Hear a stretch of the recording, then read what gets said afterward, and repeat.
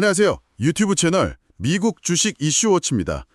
오늘은 정말 시장의 뜨거운 감자죠. 네, 바로 로빈후드 마켓, 티커 심볼 HOOD. 이 기업이 드디어 미국 증시의 대표 지수라고 할 수 있는 S&P 500에 편입된다는 소식입니다. 이 소식을 아주 깊이 있게 또 여러 각도에서 한번 파헤쳐 보려고 합니다. 아시다시피 로빈후드 몇 년 전만 해도 그 소위 밈 주식 열풍의 완전 한가운데 있었잖아요. 개인 투자자들의 정말 폭발적인 사랑을 받았지만 동시에 엄청난 논란도 일으켰었고요.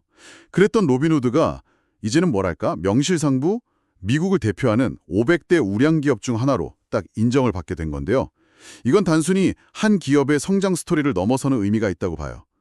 제 생각에는 핀테크 산업 전체의 위상 변화라든지 아니면 투자 환경의 변화 이런 것들까지 시사하는 상당히 흥미로운 사건인 것 같습니다. 그래서 저는 오늘 이 로빈후드의 S&P 500 편입이 가져올 긍정적인 측면들 있잖아요. 예를 들면 기업 가치가 올라간다거나 성장 잠재력이 더 커진다거나 뭐 이런 기회 요인들에 좀 더 초점을 맞춰서 이야기를 풀어가 볼까 합니다. 네, 정말 말씀하신 대로 시장의 이목이 집중될 수밖에 없는 그런 빅 뉴스입니다. 밈 주식 광풍의 거의 상징처럼 여겨졌던 기업이잖아요. 그런 기업이 월가의 심장부라고 할 수 있는 S&P 500 지수에 입성한다. 이거 자체가 어찌 보면 되게 드라마틱한 서사처럼 느껴지기도 하고요. 하지만 동시에 이게 과연 로빈후드의 화려한 부활을 알리는 신호탄일까? 아니면 혹시 그 단기적인 수급 효과에 기댄 그냥 반짝 이벤트에 그치는 건 아닐까? 이런 부분에 대해서는 시장 참여자들 사이에서도 의견이 상당히 첨예하게 갈리고 있습니다. 저희가 관련 자료들을 좀 면밀히 뜯어봤는데요. 그 결과 이 사안은 겉으로 보이는 화려함, 그 이면에 숨겨진 여러 가지 고려사항들을 좀 냉정하게 따져볼 필요가 있겠다 이런 생각이 들었습니다. 그래서 저는 오늘 이 로빈후드 편입 이슈에 대해서 조금 더 신중한 입장에서 접근하려고 합니다. 잠재적인 위험 요인이라든지 아니면 앞으로 로빈후드가 해결해야 할 과제들 이런 것들을 중심으로 좀 비판적인 분석을 곁들여 보겠습니다. 좋습니다. 한쪽에서는 기대감과 긍정적인 전망, 또 다른 한쪽에서는 신중론과 잠재적 위험, 이걸 같이 짚어보는 거, 이런 균형 잡힌 접근이 중요하겠죠. 네, 이렇게 서로 다른 관점에서 깊이 있는 대화를 나누다 보면 이걸 듣고 계신 저희 청취자분들께서도 로빈후드의 S&P 500 편입이라는 사건의 본질이 이런 거구나, 좀 더 입체적으로 파악하실 수 있을 것 같고요. 그리고 또 향후 투자 판단을 내리시는 데에도 분명 큰 도움을 받으실 수 있지 않을까 생각합니다. 자, 그럼 지금부터 로빈후드의 S&P 500 편입, 그 배경부터 시작해서 의미, 그리고 앞으로의 전망까지 하나하나 아주 상세하게 파헤쳐 보도록 하겠습니다. 우선 말이죠, 이 S&P 500 지수 편입이라는 이벤트 자체가 로빈후드라는 기업에게 도대체 얼마나 큰 의미를 갖는지 이 부분부터 좀 강조하고 싶어요. 이게 그냥 단순히 명예의 전당에 이름 올렸다 이런 수준의 문제가 절대 아니거든요. S&P 500 편입은요, 로빈후드가 과거의 그 변동성 높고 예측 불가능했던 밈주식 이미지 있잖아요. 그걸 상당 부분 이제 벗어던지고 이제는 지속 가능한 수익 구조, 그리고 또 재무적인 안정성 이런 걸 갖춘 아주 건실한 기업이다. 이렇게 시장으로부터 공식적인 인증 마크를 받았다는 걸 의미합니다. 공신력 있는 지수 산출 기관이죠. S&P 다우존스 지수위원회, 여기서 아주 엄격한 기준을 통과시켰다는 거, 이거 자체가 아주 강력한 시그널이라는 거죠. 이건 단순한 상징성을 넘어서요, 금융시장 내에서 로빈후드의 위상을 실질적으로 격상시키는 그런 효과를 가져옵니다. 예를 들어서 그동안 로빈후드 투자를 좀 망설였거나 아니면 그냥 관망만 하던 그런 보수적인 장기 기관 투자자들 있지 않습니까? 연기금이라든지 아니면 대형 자산운용사들. 이런 곳들의 자금이 이제 본격적으로 로빈후드로 유입될 수 있는 아주 중요한 발판이 마련된 것이다. 이렇게 볼 수 있겠습니다. 그리고 이 역사적인 결정이 공식적으로 발표된 시점, 이걸 좀 짚어보면요. 2025년 9월 5일 금요일이었어요. 미국 동부시간 기준으로 장 마감 후에 발표가 나왔습니다. S&P 다우존스 지수위원회, 여기서 이제 분기별로 정기지수 변경, 영어로는 Quarterly Rebalance라고 하죠. 이 결과를 발표하면서 로빈후드의 편입 소식이 딱 알린 겁니다. 그리고 실제 S&P 500 지수에 로빈후드가 편입돼서 그 효력이 발생하는 날짜, 이게 중요하죠. 2025년 9월 22일 월요일입니다. 장 개장 직전에 효력이 발생해요. 그러니까 발표일로부터 따지면 대략 한 2주하고 조금 더 시간이 남은 시점인데요. 이 기간 동안 시장에서는 편입에 대한 기대감이 아마 더 고조될 수 있겠죠. 물론 이번 분기 지수 재조정에서 S&P 500에 새로 합류하는 기업이 로빈후드만 있는 건 아닙니다. 같이 편입되는 기업들도 좀 주목할 만한데요. 하나는 그 모바일 앱 성장하고 수익화 플랫폼 제공하는 기술 기업이죠. 에블러빈, 티커 심볼은 APP고요. 또 다른 하나는 상업시설이나 산업시설에 전기, 기계, 건설, 유지보수 서비스 제공하는 회사 엠코그룹, 티커 심볼은 EMCU입니다. 이렇게 로빈후드, 에블러빈, 엠코그룹 요 세 기업이 S&P 500 지수에 새롭게 이름을 올리게 되는 겁니다. 반대로 말이죠. 이 세 기업이 들어오니까 기존 S&P 500 구성 종목 중에서는 일부가 지수에서 빠지게 되겠죠. 이번에 제외되는 기업은 총 3곳입니다. 첫째는 채권 같은 고정수익 증권 거래 플랫폼 운영하는 금융 데이터 및 거래 서비스 기업인데요. 마켓 액세스 홀딩스, 티커 MKX. 둘째는 너무 유명한 카지노 및 리소트 운영 기업이죠. 시저스 엔터테인먼트, 티커 CGR이고요. 마지막 셋째는 태양광 발전 시스템의 핵심 부품인 마이크로인버터 만드는 회사 엠페이지 에너지, 티커는 EMPH입니다. 이 세 기업은 S&P 500 지수에서는 이제 제외되지만 그렇다고 완전히 시장에서 퇴출당하는 건 아니고요. 일반적으로 S&P 500에서 제외된 종목들은 시가총액 규모에 따라서 S&P 미드캡 400, 이게 중용주 지수죠. 아니면 S&P 스몰캡 600, 이건 소형주 지수고요. 이런 하위 지수로 이동하게 됩니다. 그러니까 지수 내에서 그냥 위치 조정이 이루어지는 거다 이렇게 이해하시면 될 것 같습니다. 네, S&P 500 편입이 로빈후드에게 중요한 이정표다. 그리고 시장의 인정을 받았다. 이런 상징성. 저도 그 점에는 충분히 동의합니다. 편입이랑 제외 종목 리스트까지 아주 상세하게 짚어주셨네요. 근데 여기서 우리가 한 걸음만 더 들어가서 좀 생각을 해봐야 할 게 있어요. 그게 뭐냐면 과연 S&P 500 편입 기준이라는 게 도대체 뭐고 로빈후드가 이 기준을 어떻게 충족시켰는가 하는 점입니다. 이 기준들이요 생각보다 훨씬 더 까다롭고 좀 복잡해요. 그냥 인기 많고 시끄러운 주식이라고 해서 아무나 들어갈 수 있는 곳이 절대 아니거든요. 로빈후드가 이 문턱을 넘었다는 사실 자체는 물론 대단한 성과이긴 합니다.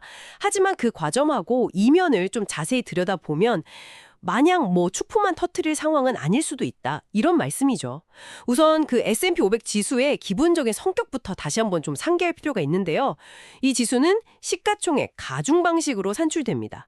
이게 쉽게 말하면 덩치가 큰 기업, 즉 시가총액이 높은 기업일수록 지수 내에서 차지하는 비중이 더 커지고 그래서 지수 전체의 움직임에 더 큰 영향을 미치는 그런 구조예요. 따라서 편입되기 위한 첫 번째 관문은 바로 덩치, 즉 시가총액 기준입니다.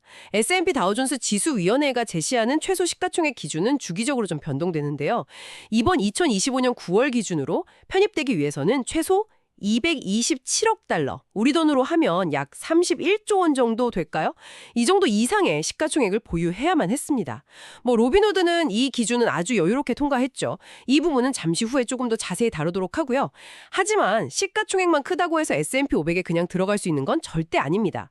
어쩌면 더 중요하고 더 까다로운 기준이 바로 재무 건전성, 특히 수익성, 프로피터빌리티 조건입니다. S&P 500은 단순히 성장성만 보고 뽑는 게 아니라 실제로 돈을 잘 벌고 있는 그런 안정적인 기업을 선호하거든요. 구체적인 기준은 크게 두 가지인데요. 첫째, 최근 4개 분기의 합산 순이익입니다. 여기서 중요한 건 갭 기준, 즉 일반 회계 기준으로 반드시 흑자여야 한다는 겁니다. 지난 1년 동안 꾸준히 이익을 내왔어야 한다는 의미죠. 둘째는 이것과 동시에 가장 최근 분기의 순이익 역시 반드시 흑자여야 합니다. 이 두 가지 조건을 모두 충족해야만 수익성 기준을 통과할 수 있는 거예요. 사실 과거에 로빈후드가 S&P 500 편입 후보로 계속 거론될 때마다 발목을 잡았던 게 바로 이 수익성 조건이었습니다. 흑자를 못 내거나 흑자를 내더라도 이 연속성 조건을 만족시키지 못해서 번번이 고배를 마셨던 그런 아픈 기억이 있죠. 다음으로 또 중요한 기준이 유동성, 리퀴디티입니다.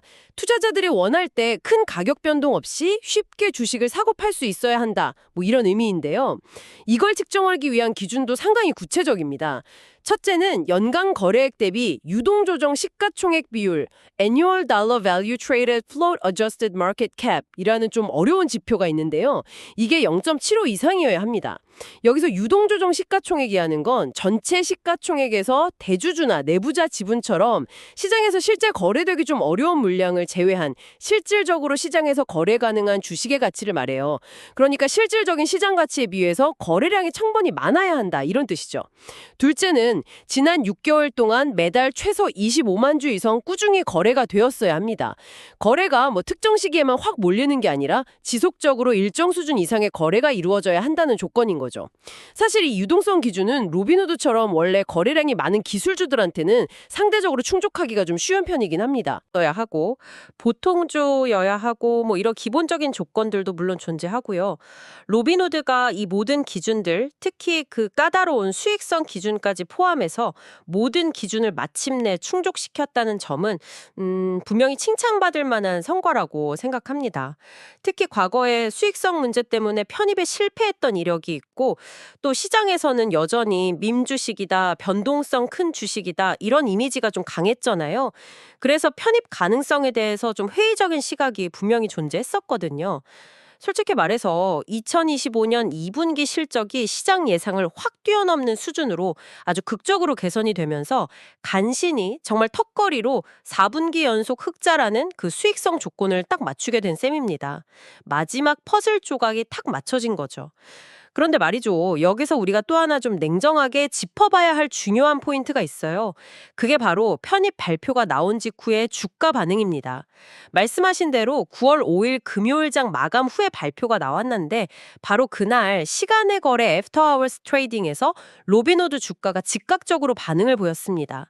자료에 따라서 약간의 차이는 있습니다만 6.6%에서 많게는 7.3%까지 급등하는 모습을 보였어요. 이게 바로 시장에서 흔히 이야기하는 지수 편입 효과, 인덱스 이펙트에 대한 기대감이 미리 반영된, 즉 선반영된 결과라고 해석할 수 있습니다. 그러니까 실제 S&P 500을 추종하는 펀드들의 매수가 이루어지는 9월 22일까지 아직 시간이 꽤 남았음에도 불구하고 이 편입 소식 자체만으로도 이미 상당한 가격 상승이 일어났다는 점이죠.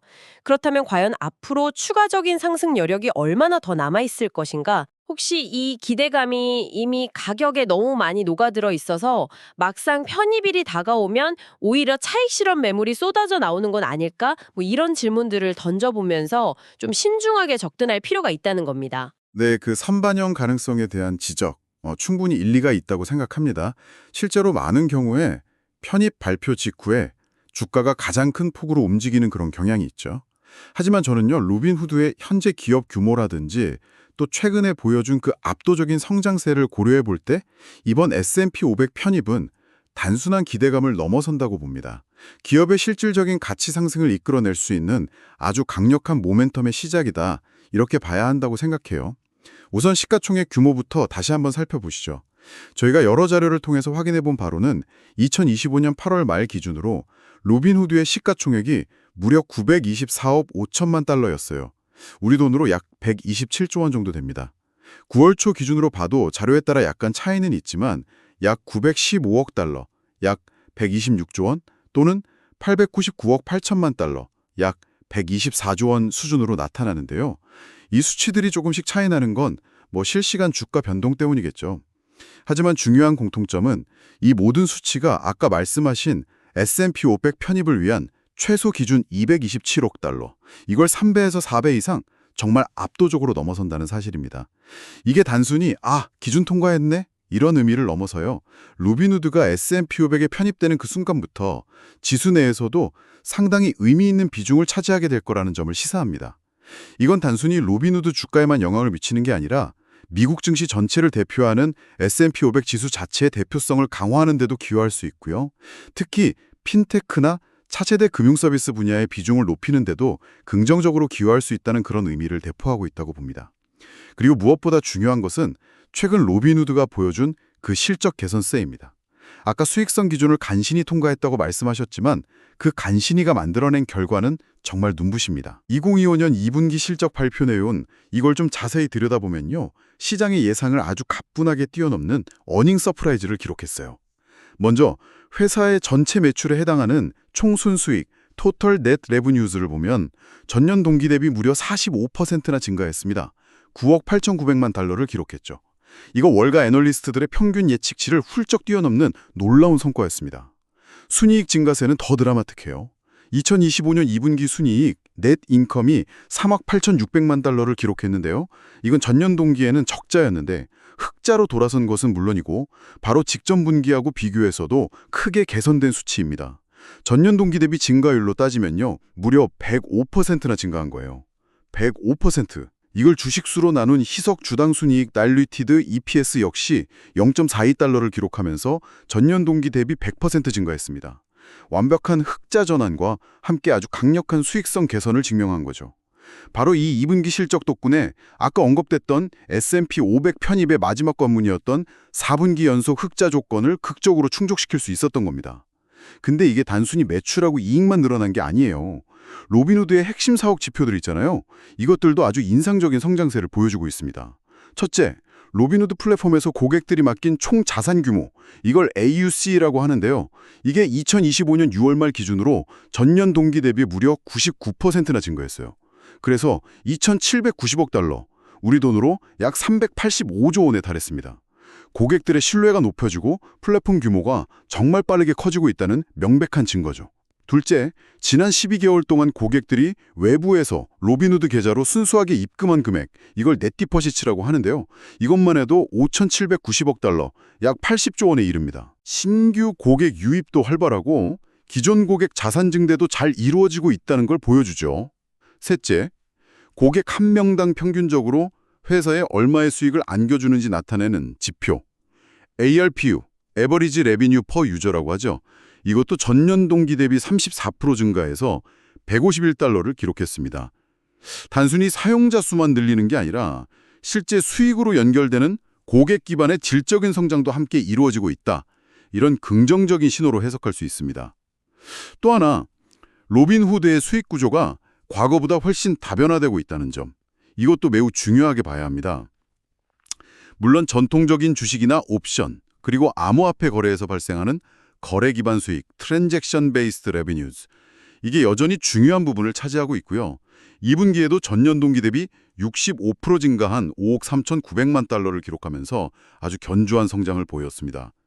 특히 이 중에서도 암호화폐 거래 수익은 시장의 변동성 확대하고 맞물리면서 전년 동기 대비 무려 98%나 급증했어요. 전체 거래 수익 성장을 아주 강력하게 견인했죠. 하지만 우리가 더욱 주목해야 할 부분은 바로 비거래 기반 수익의 성장입니다. 대표적인 게 바로 로빈후드 골드라는 월 구독료 기반의 프리미엄 서비스요.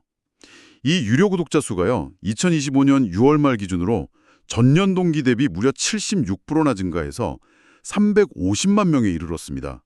350만 명. 엄청나죠?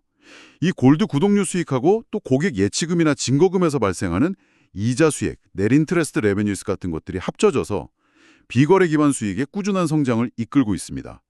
이게 뭘 의미하냐면 로빈후드가 과거처럼 단순히 시장 변동성에 의존하는 그런 거래 수수료 중심의 사업 모델에서 벗어나고 있다는 거예요. 구독 경제 모델과 이자 수익 기반을 강화하면서 보다 안정적이고 지속 가능한 수익 모델을 갖춘 종합 금융 서비스 기업으로 확실하게 변모하고 있다. 이걸 보여주는 아주 긍정적인 증거라고 저는 생각합니다. 네, 2분기 실적 수치들 정말 인상적이라는 점은 누구도 부인할 수 없는 명백한 사실입니다. 매출, 이익, 사용자 지표들, 또 수익 구조, 다변화까지 제시해 주신 데이터들은 로빈후드가 재무적으로 상당히 많이 개선되고 있다는 걸 아주 명확하게 보여주고 있죠. 특히 그 4분기 연속 흑자 달성, 이게 S&P 500 편입의 결정적인 발판이 된 것도 맞고요. 하지만 그 월가에 노련한 애널리스트들의 시각을 조금 더 깊이 한번 들여다보면요. 이러한 긍정적인 실적 발표 이후에도 마냥 장밋빛 미래만을 낙관하고 있지는 않다. 이런 걸 알 수 있습니다. 저희가 2025년 9월 6일 기준으로 집계된 자료를 좀 보니까요. 로빈후드를 분석하고 있는 애널리스트가 총 20명이더라고요. 근데 이 중에서 매수, buy 또는 강력 매수, strong buy 의견을 제시한 비율은 70%, 그러니까 14명이었습니다. 나머지 30%, 즉 6명은 보유, 홀드 의견을 유지하고 있고요. 매도 의견은 없다는 점은 긍정적이긴 합니다만 그래도 30%의 애널리스트가 여전히 좀 신중한 입장을 취하고 있다. 이 점은 주목할 필요가 있어 보입니다. 컨센서스 자체는 전반적으로 긍정적인 편이라고 할 수는 있겠죠. 그런데 정말 흥미로운 부분은요. 바로 이 애널리스트들이 제시하는 로빈후드의 목표 주가 타겟 프라이스입니다. 이 목표 주가의 편차가 너무나도 극심하게 벌어져 있어요. 자료 출처에 따라서 약간의 차이는 존재합니다만 20명의 애널리스트들이 제시한 12개월 목표 주가의 평균치 이게 대략 87달러 10센트에서 115달러 74센트 사이로 나타나고 있습니다. 현재 주가가 9월 초 기준으로 한 100달러 내외 정도 되니까 이걸 고려하면 평균적으로는 추가 상승 여력이 있다 이렇게 보는 시각이 우세한 셈이죠. 하지만 문제는 개별 애널리스트들이 제시한 목표가를 하나하나 뜯어봤을 때입니다. 절반 수준에도 미치지 못하는 가격이죠. 반면에 가장 낙관적으로 보는 애널리스트는 목표 주가를 무려 160달러로 제시하고 있습니다. 현재 주가 대비해서 60% 이상의 상승 여력이 있다. 이렇게 보는 겁니다. 최저 48달러, 최고 160달러 이 범위가 얼마나 넓습니까? 최고 목표가가 최저 목표가의 3.3배가 넘는 수준이에요. 이렇게 동일한 기업을 분석하면서도 목표 주가 범위가 극단적으로 넓게 나타난다. 이게 뭘 의미할까요? 이건 바로 로빈후드의 미래 성장 경로와 가치 평가에 대해서 시장 전문가들의 시각이 얼마나 첨예하게 엇갈리고 있는가 이걸 보여주는 명백한 증거입니다. 그만큼 로빈후드를 둘러싼 불확실성이 여전히 크다. 이걸 방증하는 것이죠. 강세론자들, 즉 불들은 말씀하신 대로 폭풀적인 사용자 증가세가 계속될 거다. 로빈후드 골드 구독 수익이 꾸준히 성장할 거다. 또다시 활개를 떼고 있는 암호화폐 시장의 수혜를 입을 수 있다. 그리고 결정적으로 이번 S&P 500 편입에 따라서 대규모 기관 투자자 자금이 유입될 거다. 이런 효과들을 핵심적인 긍정적 성장 동력으로 꼽고 있습니다. 하지만 반대로 약세론자들, 즉 베어들의 우려 또한 매우 구체적이고 현실적입니다. 이분들이 가장 크게 우려하는 리스크는 역시 POF, Payment for Order Flow, 우리말로 하면 주문 흐름에 대한 대가 수수료 관행인데요. 여기에 대한 규제가 강화될 가능성입니다. POF는 로빈후드 같은 소매 브로커들이 고객들의 주식 주문 정보를 시타델 증권 같은 아주 큰 마켓메이커, 시장 조성자에게 넘겨주고요. 그 대가로 수수료를 받는 그런 비즈니스 모델입니다. 로빈후드의 그 수수료 무료 정책을 가능하게 했던 핵심 수익원 중 하나죠. 하지만 이 POF는 고객에게 최선의 거래 가격을 제공하지 못할 수도 있다. 이런 잠재적인 이해상충 문제가 계속 제기되어 왔어요. 그래서 미국 증권거래위원회인 SEC를 비롯한 규제 당국의 지속적인 감시와 규제 강화 압박을 받아왔습니다. 만약에 PFOF에 대한 규제가 실제로 강화되거나 심지어 금지된다면 이건 로빈후드의 핵심 수익 모델에 직접적이고 아주 심각한 타격을 줄 수밖에 없어요. 이게 바로 약세론자들이 가장 크게 우려하는 꼬리 위험 중 하나입니다. 그 외에도 여러 가지 우려 요인들이 존재합니다. 예를 들어서 전반적인 금융시장의 거래량이 둔화될 가능성 같은 거요.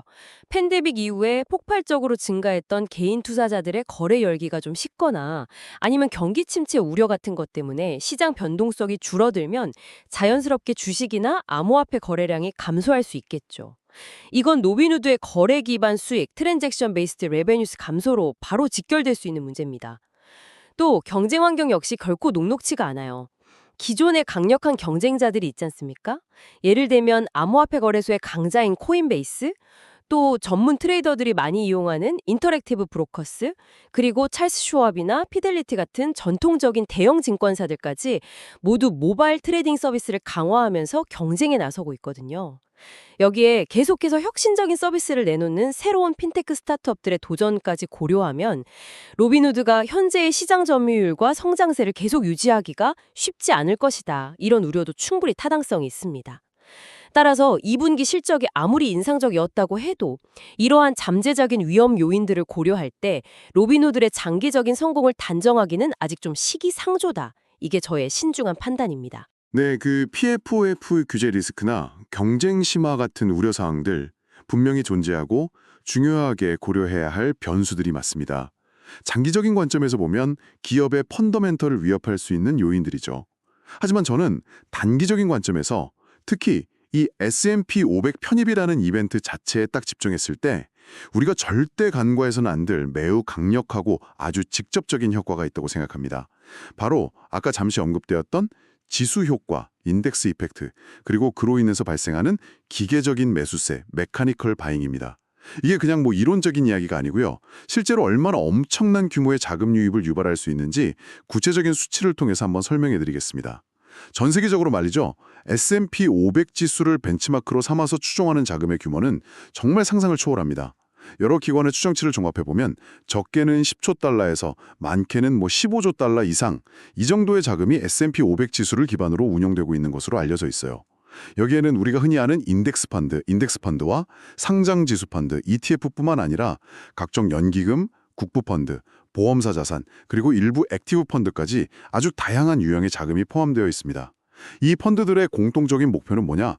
자기들이 추종하는 S&P 500 지수의 수익률하고 최대한 유사한 성과를 내는 겁니다. 자, 그렇다면 S&P 500 지수의 구성 조물이 변경되면 어떤 일이 벌어질까요?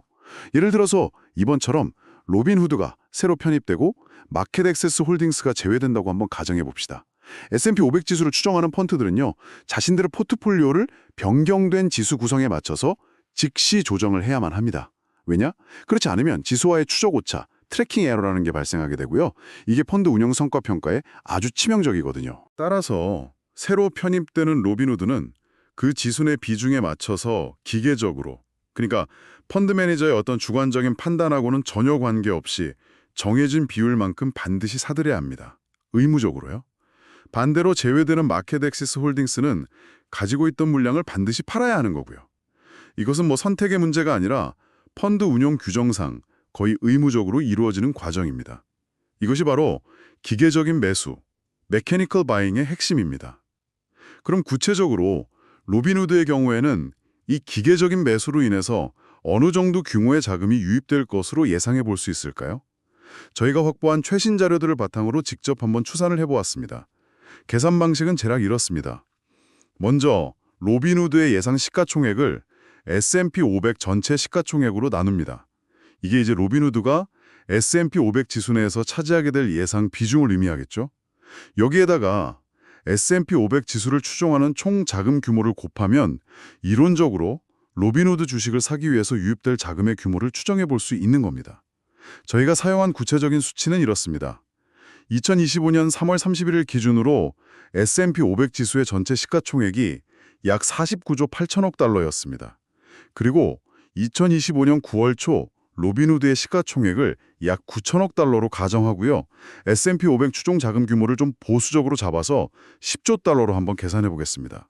이 수치들을 아까 설명드린 계산식에 대입하면 계산 중 그 결과가 놀랍게도 약 18억 7천만 달러, 편의상 181억 달러, 우리 돈으로 약 25조 원이라는 정말 어마어마한 금액이 나옵니다.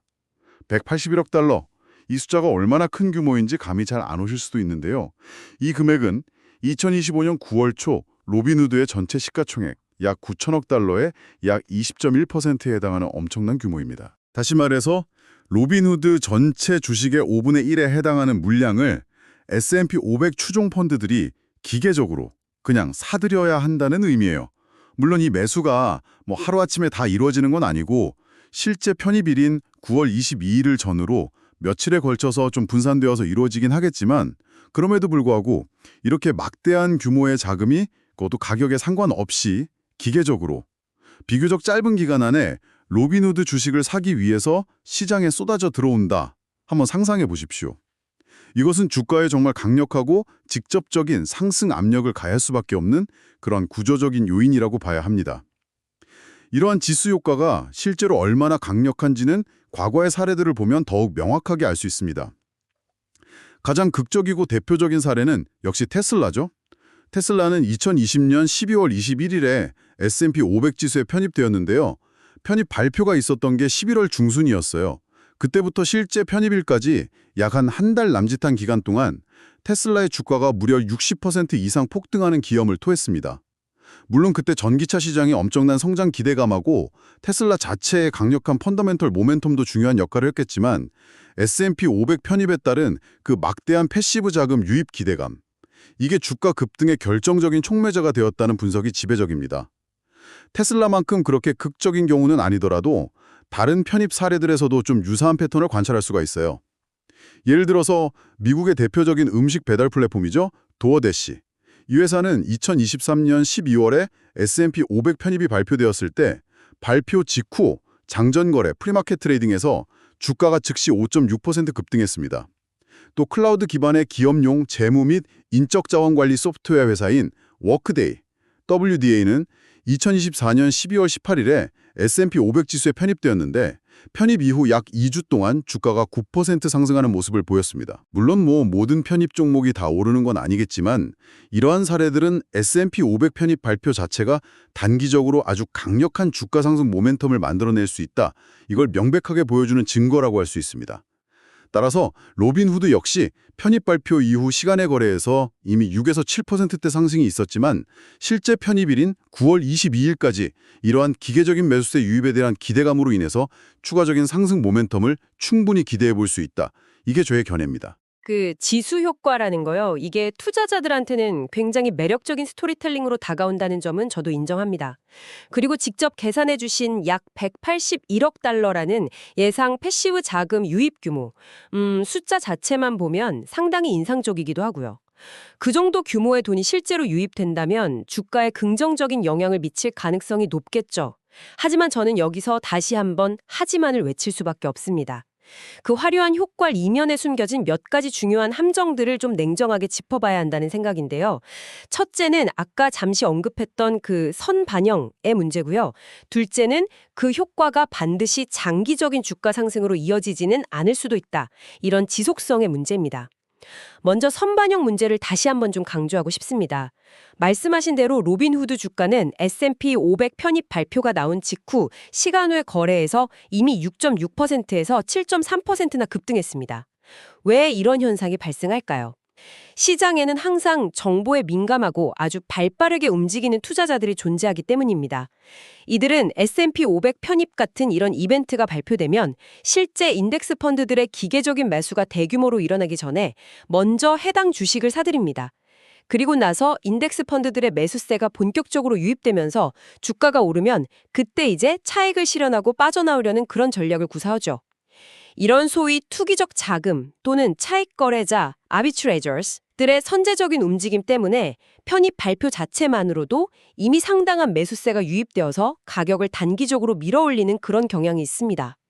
따라서 발표 직후의 그 6, 7% 상승분은 이미 이러한 단기 트레이더들의 기대감이 상당 부분 반영된 결과일 수 있다. 이 점을 인지해야 합니다. 아까 말씀하신 181억 달러 효과 일부는 이미 가격에 녹아있을 수 있다는 거죠. 다음으로 지속성의 문제입니다. 전설적이지만 그것은 테슬라라는 기업 자체의 어떤 특수성하고 당시 시장 환경이 결합된 매우 이례적인 경우일 수 있습니다. 모든 S&P 500 편입 종목이 테슬라처럼 그렇게 화려한 신고식을 치르는 것은 절대 아니거든요. 오히려 우리는 최근에 룰루레몬, 엘루레몬 사례를 좀 반면교사로 삼아야 할 필요가 있습니다. 캐나다의 유명한 에슬레저 의류 브랜드죠. 룰루레몬. 2024년 2월 16일에 S&P 500 지수 편입이 발표되었습니다. 발표 직후 룰루레몬 주가는 기대감에 부응하면서 약 6.6% 상승하는 등 초기에는 매우 긍정적인 반응을 얻었어요. 분명히 지수 효과가 작용한 것이죠. 하지만 그 이후의 흐름은 어땠을까요? S&P 500 편입이라는 호재에도 불구하고 룰루레몬의 펀더멘탈, 그러니까 실제 사업 성장세에 대한 우려가 시장에서 부각되기 시작했습니다. 북미 시장에서의 성장 둔화 조짐이라든지 경쟁 심화, 재고 증가 이런 문제들이 제기되면서 주가는 힘을 잃기 시작했고요. 결국 2025년 들어서는 연초 대비 주가가 무려 56%나 급락하는 그런 충격적인 모습을 보였습니다. S&P 500이라는 그 명예로운 타이틀이 장기적인 주가 하락을 막아주지 못한 것입니다. 이 룰루레몬의 사례는요, S&P 500 편입이라는 이벤트 자체가 기업의 장기적인 주가 상승을 보장하는 만능 열쇠가 아니라는 것을 보여주는 아주 명백하고도 교훈적인 증거입니다. 결국 주가는 단기적인 수급 이벤트의 영향에서 벗어나면 기업의 본질적인 가치, 즉 실적 성장성, 수익성, 경쟁 우위와 같은 이런 펀더멘털 요인으로 회귀하게 된다는 아주 평범한 진리를 다시 한번 확인시켜주는 거죠.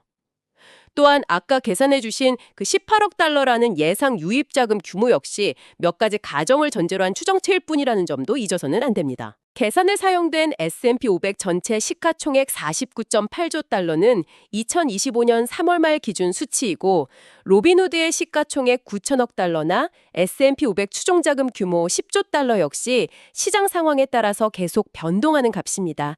따라서 실제 편입 시점에 로빈후드로 유입되는 자금 규모는 이 추정치와는 다를 수 있습니다. 그리고 또 하나 간과해서는 안 될 중요한 위험 요인은 실제 편입일인 9월 22일을 전후로 해서 그동안 편입 기대감으로 주식을 미리 매수했던 투자자들이 차익을 실현하기 위해서 대규모 매물을 쏟아낼 가능성입니다. 이른바 뉴스에 팔아라, 셀더 뉴스 현상이 나타날 수 있다는 것이죠. 이 경우 기계적인 매수세 유입에도 불구하고 주가가 오히려 하락하거나 횡보할 가능성도 배제할 수 없습니다. 따라서 지수 효과에 대한 맹신은 좀 경계해야 한다. 이게 저의 생각입니다. 네, 장기적으로는 결국 기업의 본진 가치, 즉 펀더멘탈이 주가를 결정한다. 그 점에는 저도 전적으로 동의합니다. 그리고 로빈후드가 PFOF 규제라든지 경쟁 심화 같은 그런 도전 과제들을 안고 있다는 점도 사실이고요.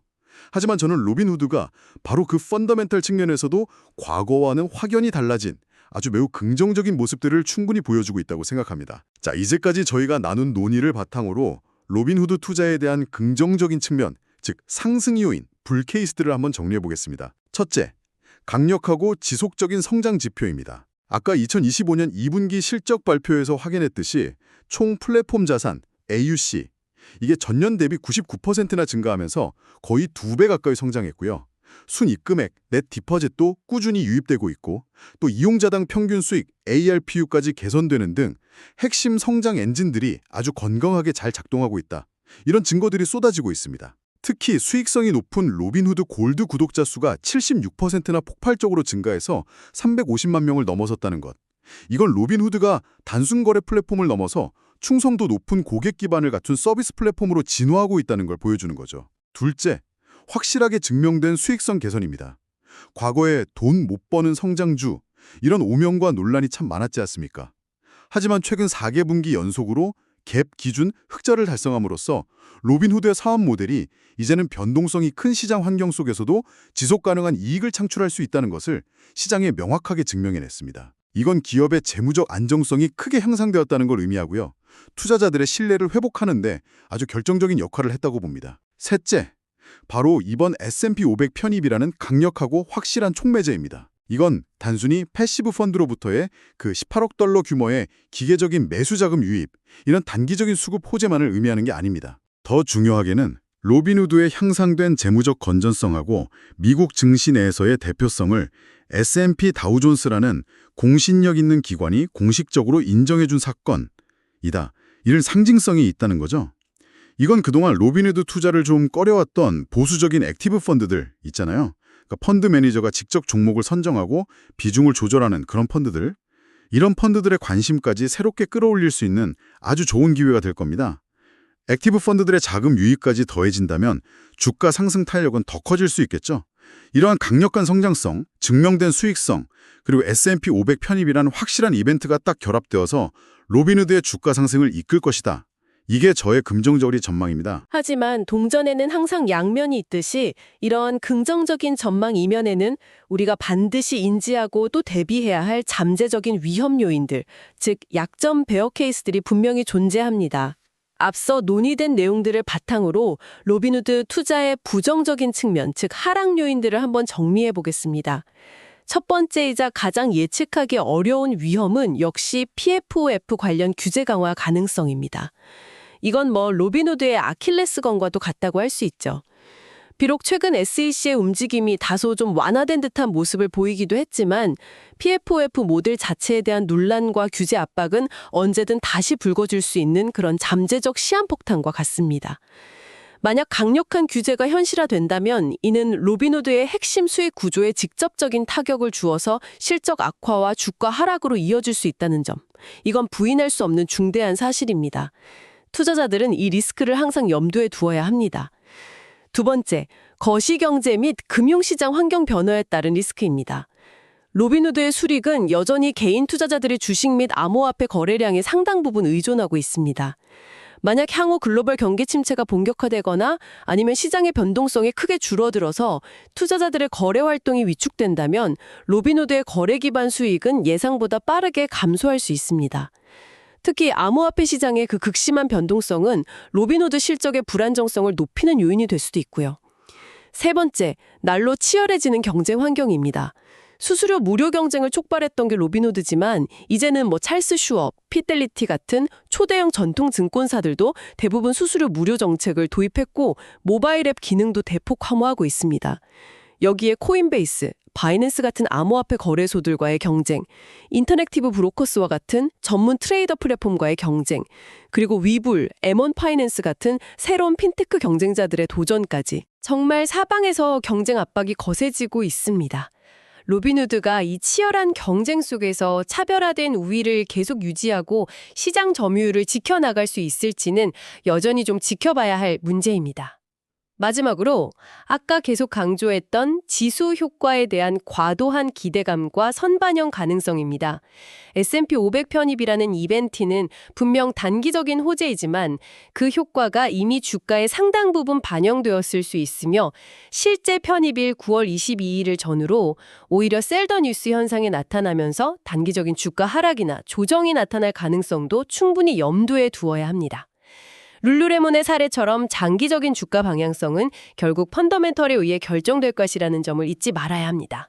이러한 다양한 상승 요인, 불 케이스와 하락 요인, 베어 케이스들을 종합적으로 고려해서 저희가 검토한 여러 분석 자료들 2025년 9월 7일 기준에서는 로빈후드 투자와 관련해서 다음과 같은 참고용 가격 가이드라인을 제시하고 있는 것으로 나타났습니다. 다시 한번 강조하지만 이건 특정 가격에 주식을 사고 팔려는 투자 권유나 추천이 절대 아닙니다. 어디까지나 현재까지 공개된 정보와 시장 분석가들의 의견을 종합해서 정리한 참고 자료일 뿐이고요. 모든 투자 결정은 이걸 듣고 계신 여러분 각자의 판단과 책임하에 신중하게 이루어져야 한다는 점을 명확히 말씀드립니다. 먼저 적정 매수를 고려해 볼 만한 가격대의 포텐셜 엔트리 존으로는 대체로 $100에서 $105 사이의 범위가 제시되고 있습니다. 이 가격대는 S&P 500 편입 발표가 나오기 직전의 주가 수준하고 크게 다르지 않아요. 그러니까 발표 이후 단기 급등으로 인해서 이미 주가에 반영된 그 지수 편입 효과의 프리미엄을 어느 정도 인정하면서도 동시에 월가 애널리스트들의 평균 목표 주가 컨센서스 범위의 하단에 좀 근접해 있어서 상대적으로 가격 부담이 덜하고 합리적인 매수 매력을 가질 수 있는 구간이다. 이렇게 평가되고 있는 것 같습니다. 다음으로 이익 실현을 고려해 볼 만한 가격대 포텐셜 테이크 프로핏 존은 $115 74센트에서 $130 범위로 제시되는 경향이 있습니다. 이 구간은 현재 집계된 애널리스트들의 12개월 평균 목표 주가 $115 74센트를 포함해서 비교적 낙관적인 시나리오를 반영하는 상단 목표 주가 범위 내에 속합니다. S&P 500 편입 효과로 인한 단기적인 주가 상승분과 함께 2분기 실적에서 보여준 긍정적인 펀더멘탈 개선에 대한 기대감까지 반영될 경우 도달 가능성 있는 가격대로 분석되고요. 이 정도 수준에서는 보유 비중을 좀 줄이거나 차익을 실현하는 것을 고려해 볼 수 있다. 이런 분석입니다. 마지막으로 손절매를 고려해야 하는 가격대, 즉 리스크 관리를 위해서 손실을 제한하는 기준점으로는 $95 수준이 제시되고 있습니다. 최근에 긍정적인 뉴스 흐름하고 S&P 500 편입이라는 호재에도 불구하고 만약 주가가 이 $95 선 어래로 하락한다면 이건 시장의 긍정적인 모멘텀이 예상과 달리 꺾였거나 아니면 예상치 못한 악재가 발생했을 가능성을 시사한다고 판단할 수 있다는 거죠. 따라서 이 가격대를 기준으로 추가 하락에 대비해서 손실을 제한하는 것이 바람직하다. 이런 기술적인 분석 의견이 제시되고 있습니다. 네, 오늘 로빈후드의 S&P 500 지수 편입이라는 정말 흥미롭고 중요한 주제에 대해서 긍정적인 기대와 또 신중한 우려를 넘나들면서 정말 다양한 각도에서 깊이 있는 이야기를 나눠봤습니다. 오늘 논의된 내용을 좀 요약하자면요. 이번 S&P 500 편입은 로빈후드가 과거의 그 많은 논란들을 딛고 일어나서 마침내 재정적 안정성하고 시장 내 대표성을 공식적으로 인정받았다. 이 점에서 매우 의미 있고 긍정적인 이정표임은 분명해 보입니다. 특히 앞으로 실제 편입일까지 이어질 것으로 예상되는 S&P 500 추종 인덱스 펀드들의 그 막대한 기계적인 매수세, 이건 단기적으로 로빈후드 주가에 아주 강력한 상승 동력이 될 수 있다는 점은 부인할 수 없는 사실이고요. 하지만 동시에 저희가 논의 과정에서 계속 강조했던 것처럼 로빈후드의 핵심 수익 모델하고 직결된 PFOF 교재 같은 잠재적인 사업적 위험 요인들, 또 예측하기 어려운 거시경제 및 시장 상황 변화에 따른 거래량 감소 가능성, 그리고 이미 주가의 상당 부분 선반영되었을 수 있는 그 지수 효과에 대한 기대감 같은 것들을 종합적이고 신중하게 고려해야 합니다. 룰루레몬의 최근 사례가 우리에게 명확하게 보여주었듯이 S&P 500 편입이라는 그 화려한 타이틀 자체가 기업의 장기적인 성공과 주가 상승을 보장하는 마법의 지팡이는 결코 아니라는 점을 반드시 기억할 필요가 있겠습니다. 결국 로빈후드의 S&P 500 편입은 이 회사의 역사에 있어서 중대한 변곡점이자 또 새로운 시작을 상징하는 그런 사건이라고 할 수 있습니다. 단기적으로는 지수효과라는 구조적인 수급 이벤트로 인한 주가 상승의 기회가 분명히 존재하지만 로빈후드의 장기적인 성공 여부는 결국 끊임없이 변화하는 규제 환경에 얼마나 현명하게 대응하는지, 또 인공지능 AI나 새로운 금융 서비스 같은 분야에서 지속적인 혁신과 성장 동력을 계속해서 발굴해낼 수 있는지, 그리고 날로 치열해지는 거대 플랫폼 및 핀테크 기업들과의 경쟁 속에서 로빈후드만의 본질적인 기업 가치와 경쟁 우위를 어떻게 증명하고 발전시켜 나갈 것인지 여기에 달려있다고 최종적으로 요약할 수 있겠습니다. 필수 고지사항. 본 유튜브 채널 미국 주식 이슈워치에서 제공되는 모든 정보와 분석은 투자 결정에 참고가 될 수 있는 정보를 제공하기 위한 목적으로만 제작되었습니다. 특정 주식이나 금융상품에 대한 매수 또는 매도를 추천하거나 권유하는 것이 절대 아님을 명확히 밝힙니다. 모든 투자의 최종 결정과 그 결과에 대한 책임은 전적으로 투자자 본인에게 있습니다. 투자는 원금 손실의 위험을 수반하며 과거의 성과가 미래의 수익을 보장하지 않습니다. 투자 결정을 내리시기 전에는 반드시 본인의 투자 목표, 위험 감수 능력, 재정 상황 등을 충분히 고려하시고 필요하다면 자격을 갖춘 금융 전문가와 상담하시는 등 추가적인 정보 탐색과 신중한 판단을 내리시기 바랍니다. 또한 본 컨텐츠를 제작하는 과정에서 제공된 다양한 자료와 함께 AI 기술이 활용되었을 수 있습니다. 저희는 정확한 정보 전달을 위해 최선을 다하고 있으나 빠르게 변화하는 시장 상황이나 데이터 처리 과정에서 일부 정보의 오류, 누락 또는 시점의 차이가 발생할 가능성이 있음을 인지해 주시기 바랍니다. 따라서 실제 중요한 투자 결정을 내리실 때에는 반드시 미국 증권거래위원회 SEC 공시자료나 해당 기업의 공식 발표 등 가장 신뢰할 수 있는 최신 정보 출처를 통해 내용을 다시 한번 직접 확인하시기를 간곡히 권고드립니다.